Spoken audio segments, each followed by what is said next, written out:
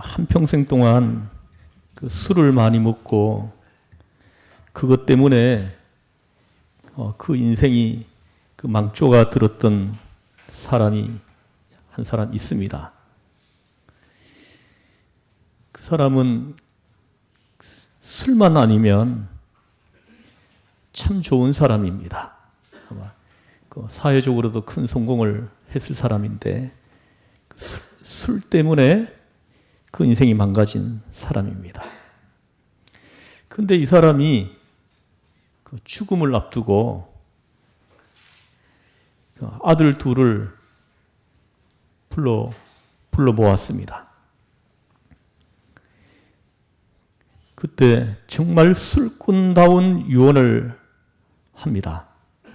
아들 둘을 보고 딱 한마디 하는 것이 너희들은 술 먹지 마 였습니다. 그러고는 갔습니다. 설명이 없습니다. 그러나 그 아버지가 죽으면서 한 그 한마디는 그 두 아들에게 아주 중요한 말 아니겠습니까? 거기에는 사실 길고 긴 이야기가 있겠죠. 내가 결심하면서도 그걸 못 끊었다. 술 때문에 이런 일이 있었고 저런 일들도 있었다. 할 말이 많겠죠. 그 다 아들들이 알고 있는 것입니다. 다 알고 있습니다. 그런데 이 아버지는 한마디로 그렇게 명령을 하는 것입니다. 술을 먹지 마라. 우리가 어떤 이론은 다 이해도 안 되고 나 자신도 자신이 없고 확신이 안 가는 것이 많죠. 우리가 말씀을 읽을 때도 그렇습니다. 말씀을 들을 때도 그렇습니다. 그러나 우리가 신앙생활에서 검증되고 또 확증된 것, 이건 어떤 경우에도 양보할 수 없지 않겠습니까? 이건 마치 귀한 보배와도 같은 것입니다. 왜입니까? 내가 경험했으니까요. 내가 경험으로 아는 것이니까요. 한마디가 아주 중요한 것입니다. 이런 건 명령이라고 합니다. 들어둬라. 지금 납득이 안 가더라도 들어둬라. 아니, 순종하라. 순종해두면 언젠가는 알게 될 것이다. 이것이 부모의 마음 아니겠습니까? 그런데 요즘 부모가 그 긴 세월 살면서 그 체험과 경험을 가지고 자녀를 교훈하는데 자녀들은 또박또박 말대답하지요. 그럼 망조가 드는 것입니다. 오늘 우리가 진리를 말할 때도 조금 여유 있게 설명하는 진리가 있지만 명령 형식의 그런 내용의 교훈이 있다는 것을 우리는 꼭 알아야 합니다. 오늘 본문이 그렇습니다. 오늘 본문에는 아주 간결하게 말씀합니다. 너는 하고 말씀합니다. 너는 이렇게 하라 합니다. 너는 그들로 이 일을 기억하게 하여. 그런데 여기서 이 일이라는 게 무엇입니까? 지난주 설교 중에 우리가 들었습니다. 11절 말씀 한번 같이 한번 읽어보죠. 11절, 디모데후서 2장 11절 말씀을 같이 읽어보겠습니다. 시작. 이쁘다 이 말이여 우리가 주와 함께 죽었으면 또한 함께 살 것이요. 12절까지 참으면 또한 함께 왕노릇할 것이요 우리가 주를 부인하면 주도 우리를 부인하실 것이라. 13절 우리는 미쁨이 없을지라도 주는 항상 미쁘시니 자기를 부인하실 수 없으리라. 여러분, 이 말씀은 복음 중에 복음입니다. 이 말씀을 깊이 묵상해서 읽으면 얼마나 놀라운 비밀이 있는지 모릅니다. 주와 함께 죽으면 주와 함께 왕노릇할 것이다. 얼마나 놀라운 말씀입니까? 얼마나 귀중한 진리입니까? 바로 이것을 기억하게 하라 하고 말씀을 하는 것입니다. 그리고 그 다음으로 구체적인 몇 가지 명령을 합니다. 첫째가 여러분 보십시오. 14절 말씀 같이 한번 읽어보겠습니다. 시작. 너는 그들로 이 일을 기억하게 하여 말다툼을 하지 말라고 하나님 앞에서 엄히 명하라. 이는 유익이 하나도 없고 도리어 듣는 사람 망하게 함이라. 말다툼을 하지 말라고 하나님 앞에서 엄히 명하라. 엄히 명합니다. 내가 내게 명령하고 너도 또 성도들에게 명령을 해라. 그게 뭡니까? 말다툼을 하지 말라고. 주의 성도들은 어디에서든지 말다툼을 해서는 안 된다 하고 말씀하시는 것입니다. 여기서 말다툼은 헬라 말로 로고마케인이라는 그 단어를 사용하고 있는데요. 이 말의 의미는 말로서 싸운다는 것입니다. 말다툼이 아니라 말싸움입니다.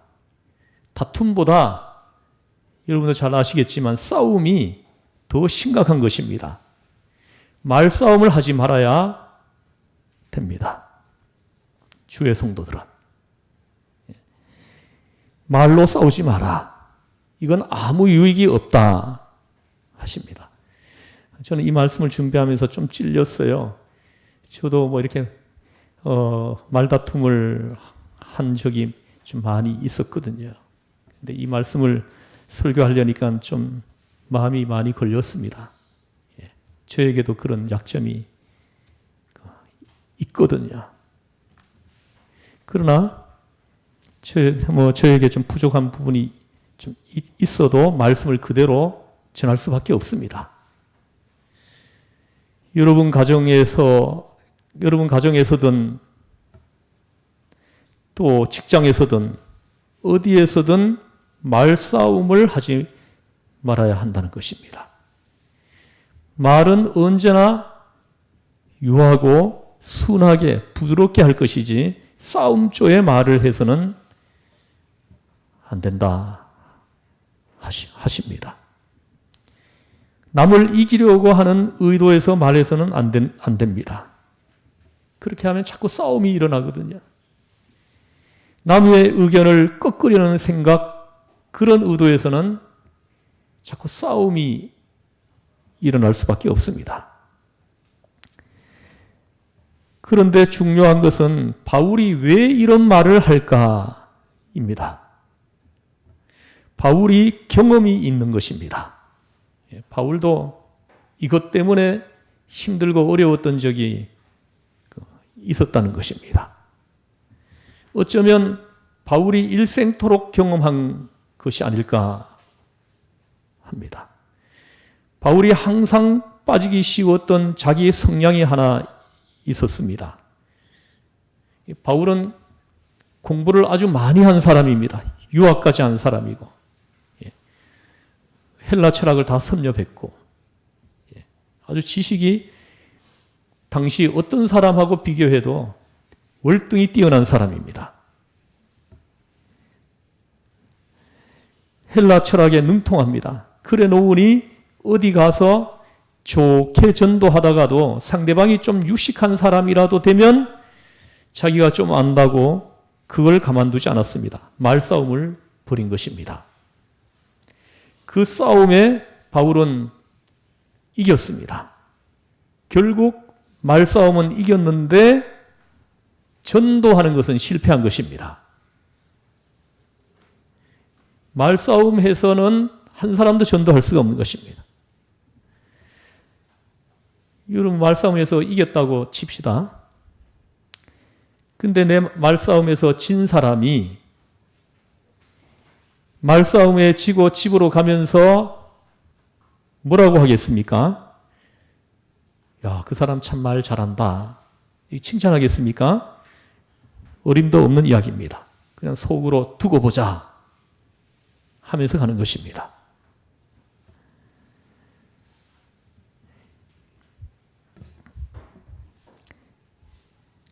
그래가지고는 그 사람이 예수 믿게 되지 않는다는 것입니다.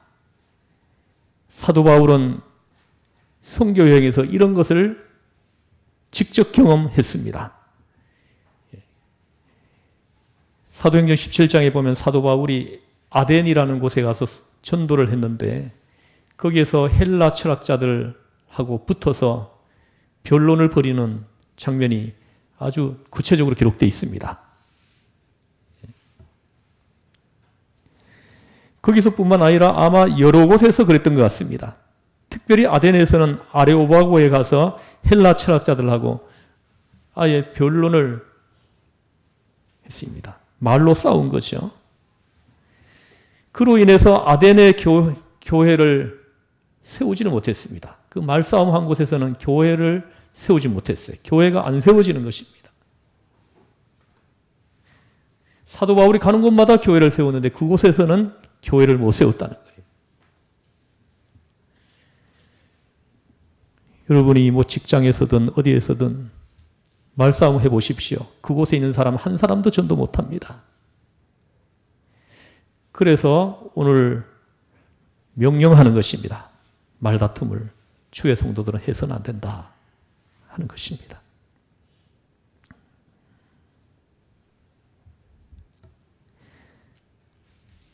그 아덴에서 그 말싸움을 통해서 교회를 세우지 못하고 고린도로 갔죠. 그 고린도에 가서 낙심하고 주저앉아 있었죠. 그러다가 다시 하나님께서 두려워하지 말라고 강하게 명령하심으로 다시 전도자로 일어나게 되는 장면을 우리는 사도행전 18장에서 확인할 수가 있습니다. 그때에 되어졌던 일들을 회상하면서 바울은 고린도전서 2장에서 이런 말씀을 합니다. 내가 너희 가운데 거할 때 약하며 두려워하며 심히 떨었노라. 여러분 왜 그랬을 것 같습니까? 바울은 핍박을 무서워하는 사람이 절대 아닙니다. 감옥을 무서워하거나 순교를 겁내는 사람 절대 아닙니다. 인간의 지혜를 의지하고 자기 방법대로 하다가 이렇게 낙심하게 되고 실패하게 되었던 것입니다.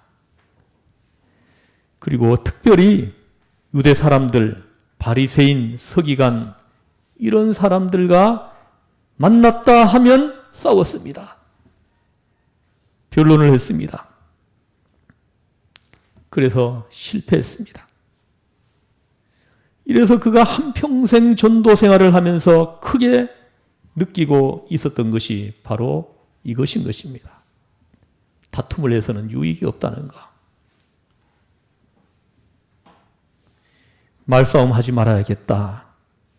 그것은 무익하구나. 소용없다. 이것입니다. 그건 깊은 경험에서 지금 말씀하시는 것입니다. 검증된 진리입니다. 그런 거로 설명이 필요 없습니다. 절대로 교회 안에서 또 밖에서 말싸움을 하지 않게 하라. 토론케 하지 말라 하는 것입니다. 무익하다는 것입니다. 원래 진리는 설명을 기다리지 않습니다. 우리가 옳다고 하면 어떻고 옳지 않다고 하면 어떻습니까? 사실은 사실인데 사실이라고 하는 그 엄연한 진리는 우리의 설명을 기다리지 않는 것입니다. 사실이니까요. 기다릴 필요가 없기 때문입니다. 그래서 진리는 긴 설명이 필요 없습니다. 왜 그렇습니까? 사실이니까요. 사실인데 왜 긴 설명을 해야 되는 거예요?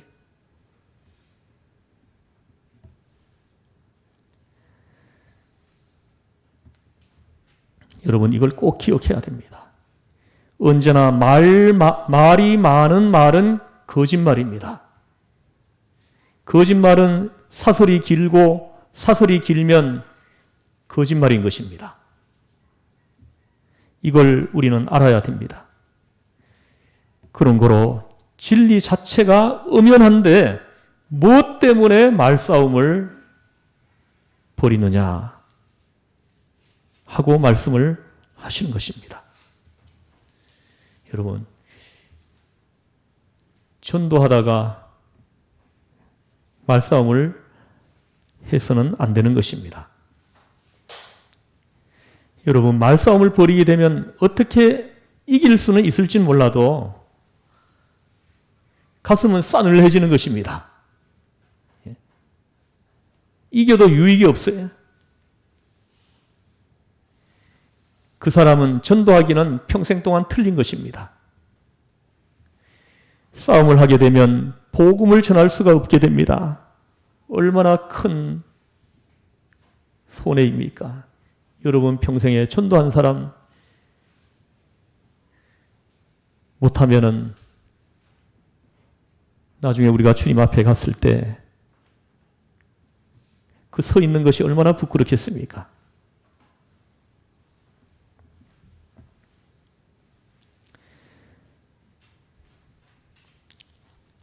사랑하는 성도 여러분, 그래서 말다툼을 하지 말아라.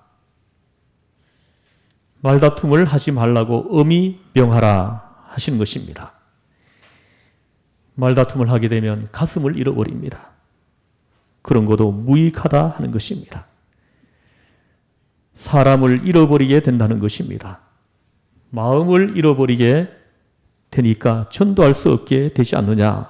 그런 거로 말싸움을 하지 말아라 하시는 것입니다. 오늘 두 번째 명령이 있습니다. 15절 말씀을 같이 읽어보겠습니다. 시작. 너는 진리의 말씀을 옳게 분별하며 부를 것이 없는 일꾼으로 인정된 자로 자신을 하나님 앞에 드리기를 힘쓰라. 아멘.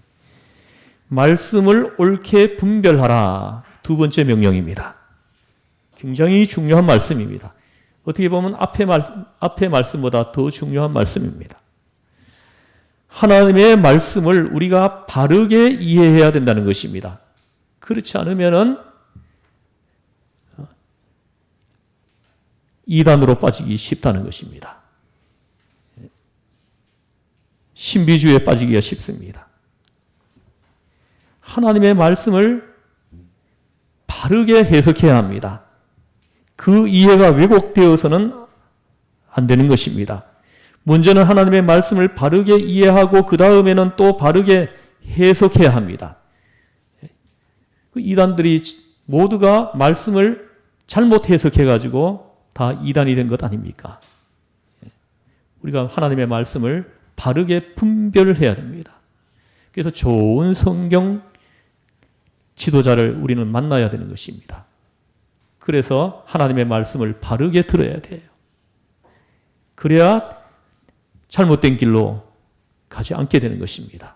그래서 오늘날은 더 그런 것 같습니다. 좋은 말씀의 지도자를 만나는 것은 우리 믿음의 인생에서 축복이고 또 축복이고 은혜고 또 은혜인 것 같습니다. 선생을 잘못 만나면 끝나는 것입니다.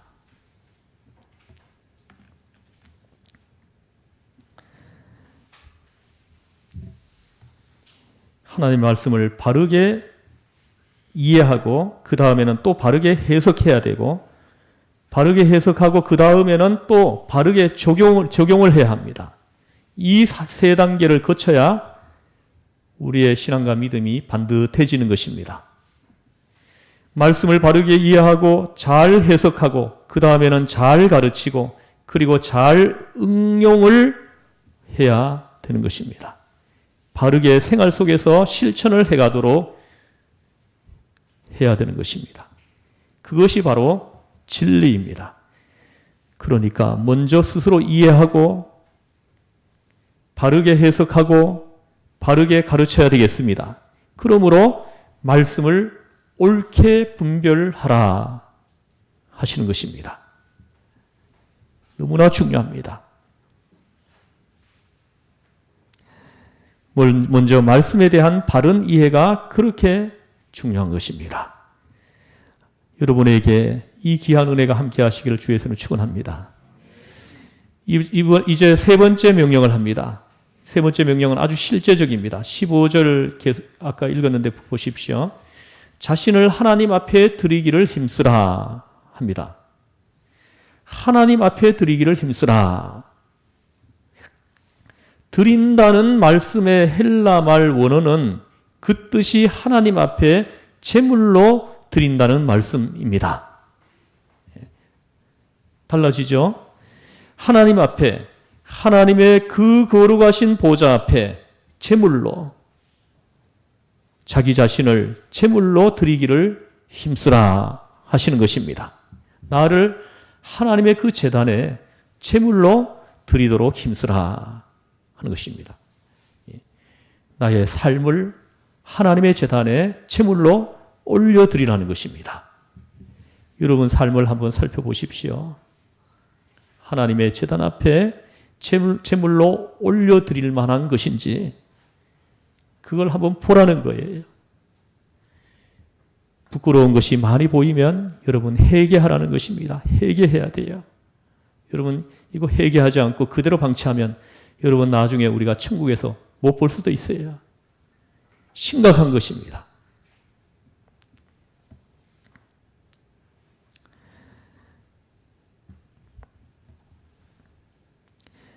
드린다는 말씀의 헬라 원어는 하나님 앞에 제물로 드린다는 것, 이걸 꼭 기억하라는 것입니다. 또 이 원문상에는 계속적으로 드리라는 뜻이 여기에 들어 있습니다. 하나님 앞에 제단 앞에 제물로 드리라 하는 이 의미 외에 계속적으로 드리라 이런 의미가 같이 있습니다. 매일같이 드리라 하는 것입니다. 한 번 드리고 말 것이 아니고 또 드리고 또 드리고 또 드려라 하시는 것입니다. 이런 분이 한 분 있습니다. 기네스북에도 오른 사람인데요. 결혼식 25번 한 사람입니다. 이해가 됩니까? 근데 아내를 25번 바꿨다는 게 아니고 한 사람하고 25번 결혼식을 올렸다는 것입니다. 해마다 결혼식을 한 것입니다. 해마다. 그때마다 아내가 면사포를 쓰고 처음 결혼식 때와 꼭 같이 하는 것입니다. 결혼식을 할 뿐더러 신혼여행까지 갑니다. 처음만 신혼여행이고 그 다음 것들은 구혼 여행이겠지 싶으나 어쨌든 꼭 여행을 간다는 것입니다. 다시 밀월 여행을 며칠 동안 갔다 온다는 것입니다. 그렇게 하기를 25년 동안 했다는 것입니다. 그래서 기네스북에 오른 것입니다. 한국 사람이에요. 그런데 그분들 얘기는 그걸 1년 동안 기다린다는 것입니다. 기다렸다가 그때마다 사진을 찍는다고 합니다. 결혼 사진이 그래서 25장이 있다고 합니다. 여러분도 한번 해보시죠. 반응이 없습니까? 예? 우리는 어때요?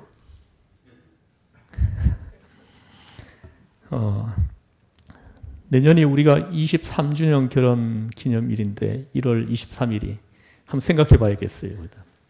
예. 그동안 아이 5명 낳고 키우고 정신없이 살았어요. 이 말씀을 드리는 것은 역시 사랑도 다시금 또 다시금 계속해서 확인해야 되는 것이기 때문인 것입니다. 허리띠를 다시 매듯이 느슨하게 풀어지니까 맸던 허리띠도 다시 매듯이 사랑은 다시 또 고백을 해야 되는 것입니다. 다시 확인을 해야 되는 것입니다. 여러분, 하나님 앞에 헌신했습니다. 다시 또 헌신해야 됩니다. 사도 바울은 그래서 딤전 4장에서 안수받을 때 가졌던 그 마음 그대로를 다시 가지고 살도록 하라고 말씀합니다. 우리가 처음에 하나님 앞에 안수받을 때, 하나님 앞에 헌신할 때 눈물로 헌신하고 정말 하나님의 뜻대로 살겠습니다. 결심하죠. 그러나 어느 사이에 시들시들하고 자꾸만 퇴색되고 멀어집니다. 그러므로 다시 건져내야 하는 것입니다. 그 수렁텅이에서. 그래서 오늘 드리기를 힘쓰라 하시는 것입니다. 알버트 슈바이처는 여러분들 잘 아는 사람입니다. 이 사람은 철학자이고 의사이고 음악가고 신학 박사입니다.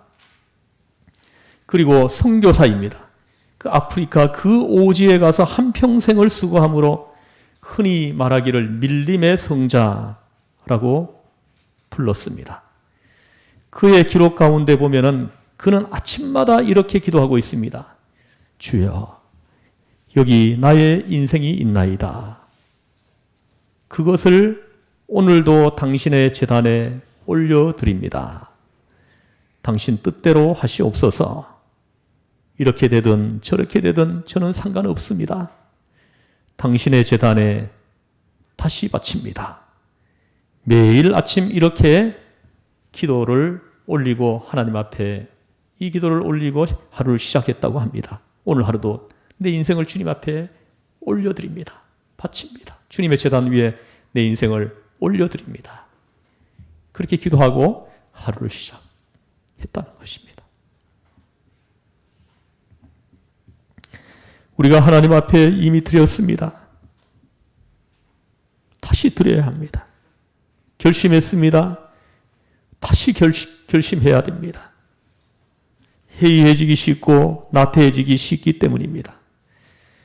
그래서 자신을 하나님의 그 제단 앞에 계속적으로 드리기를 힘쓰라 하십니다. 어떻게 합니까? 15절 말씀을 다시 보십시오. 일꾼으로 인정된 자로 자신을 하나님 앞에 드리기를 힘쓰라. 충실한 일꾼입니다. 충성된 일꾼입니다. 하나님의 일꾼이요 교회의 일꾼입니다. 내가 정말 일꾼이냐 인정된 일꾼이냐 확인해야 되겠습니다. 그걸 검증해야 부끄러울 것이 없는 일꾼이라야 한다는 것입니다. 여러분, 당연한 일을 못하면 부끄러운 것입니다. 부부간에도 남편이 남편의 역할은 당연하지 않습니까? 또 아내는 아내의 역할은 당연하지 않습니까? 그 당연한 것을 못하면 어떻습니까? 부끄러운 거예요.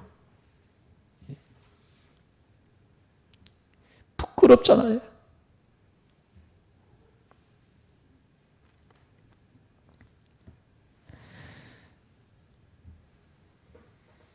부끄러울 것이 없는 자로 우리가 하나님 앞에 설 때 부끄러움이 없는 자로 오늘 여러분들 삶을 한번 검증해 보시기 바랍니다. 내가 주님 앞에 설 때 부끄러워할 것이 부끄러움이 없는 자인지 한번 살펴봐야 됩니다. 이대로 계속 가다가는 여러분들의 그 영혼은 멸망을 받아서 천국으로 들어가는 것이 아니라 지옥 유황불에 떨어질 수가 있는 것입니다. 그것이 멀리 있는 것 같습니까? 아니에요. 오늘 밤일 수도 있어요. 그래서 오늘 이 말씀을 듣고 찔리는 사람들은 이 자리에서 당장에 회개해야 하는 것입니다.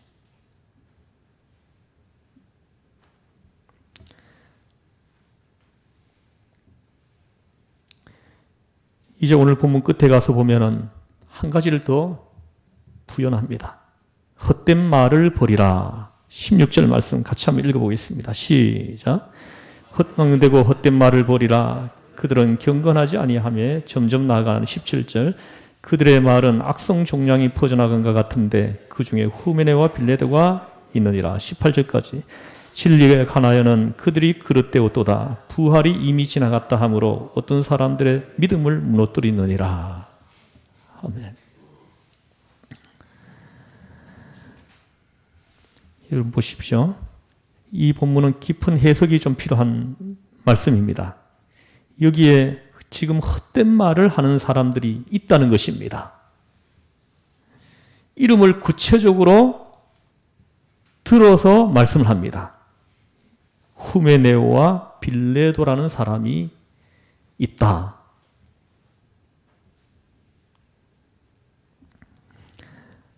이런 사람이 헛된 말을 하고 있다는 것입니다. 이 두 사람이 교회 안에서 헛된 말을 하고 돌아다닌다는 거예요. 그래서 교인들을 넘어뜨린다는 것입니다. 진리에서 비진리 쪽으로 넘어지게 한다는 것입니다. 그래서 여기에 미혹되지 말고 저들과 말싸움을 하지 말라 하시는 것입니다. 이런 사람들하고 말싸움하지 말라는 거예요. 변론하지 말라는 것입니다. 유익이 없다는 거예요. 이런 사람들은 멀리 해야 됩니다. 쫓아내야 돼요. 이런 사람들이 있으면 여기 보세요. 악성 종량과 같아서 이렇게 얘기합니다. 자꾸 퍼져나가는 거예요. 우리가 살기 위해서 도려내야 되는 것입니다.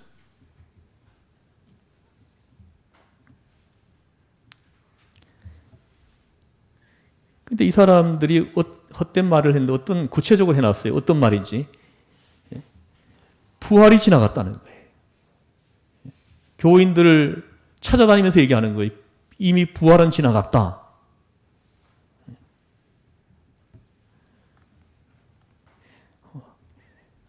어디까지나 이단입니다. 이 사람들이 어떻게 이 말을, 예수님의 그 부활을 겸허하게 말을 바꾸는 거예요. 오순절 사건 속에 부활이 이미 지나갔다. 그렇게 말하고 또 세례받을 때 중생하는 것이 그게 부활이다. 예수님의 그 부활을 그렇게 해석하는 거예요. 그렇게 풀이해 보려고 하는 사람이 있는데 그 사람들 중에 대표적인 사람이 이 사람들이라는 거죠. 심지어는 자녀들을 통해서 생명이 이어지는 것이다. 예수님의 부활을 그렇게 해석합니다. 기가 막힙니다.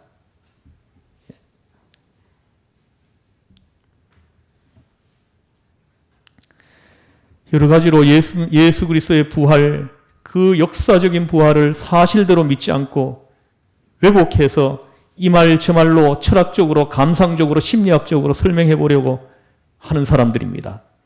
그것은 잘못된 사상 이단 교리에 속하는 것입니다. 우리 정신 바짝 차려야 됩니다. 잘못하면 우리도 그쪽으로 끌려갈 수가 있습니다. 성도 여러분, 예수 그리스도의 부활 사건만 부활입니다. 그 외에 어떤 사람이 술 먹다가 술 안 먹는다고 부활했다고 하면 안 되고, 집 나갔던 남편이 돌아왔다고 부활했다고 해도 안 되고, 가출했던 아이가 돌아왔다고 아이가 중생했다고 해도 안 되는 것입니다. 그런 것은 아닙니다. 옛날에도 이러한 이단들이 있었습니다. 부활의 진리를 추상화해 해버리는 그런 사람이 있기에 사도 바울은 오늘 말씀하시는 것입니다. 망령되고 헛된 말을 버리라. 생각하지도 말아라. 물론 저 사람들하고 변론도 하지 마라. 더더구나 말싸움하지 말아라 하시는 것입니다.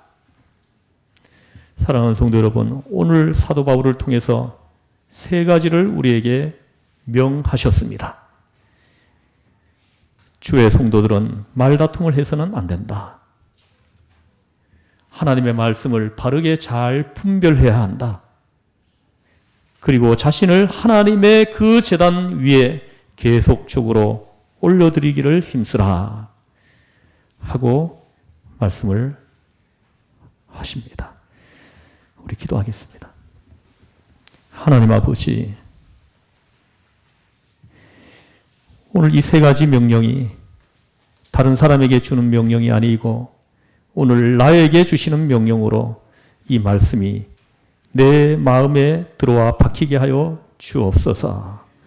하나님, 오늘 하루 내가 살면서 판단하고 결정하고 행동으로 옮길 때 오늘 들려주신 이 말씀이 내 판단과 행동과 삶의 모든 기준이 오늘 들려주신 이 말씀이 되게 하여 주시옵소서. 우리가 주님 앞에 설 때 부끄러울 것이 없이 주님 앞에 설 수 있도록 하나님 우리를 도와주시옵소서. 하나님의 성령을 부어주시고 하나님 성령님께서 우리를 이끌어 주시옵소서. 우리를 죄에서 구원하신 예수님의 이름으로 기도드리옵나이다. 아멘. 오늘 봉헌송 우리 아동부 친구들이 나와서 그 봉헌송 올려드리면서 준비한 예물을 드리는 시간을 갖겠습니다.